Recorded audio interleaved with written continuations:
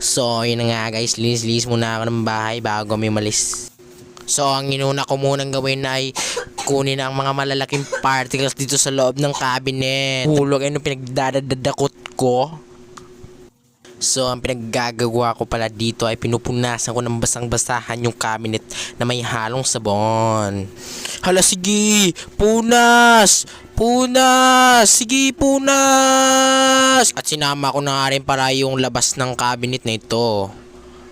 At dito nga pala ay nalock yung sliding door ng cabinet. So, wala akong magawa.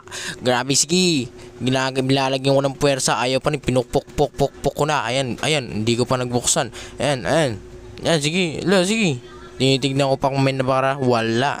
Ayan. Tignan ko pa kung baka may napindot akong nalock. Ayan. Wala. Ayan. Kumuha ko ng silupak. Ayan. Nabuksan. So, bali may dalawang palapag yung cabinet na to. Inuna ko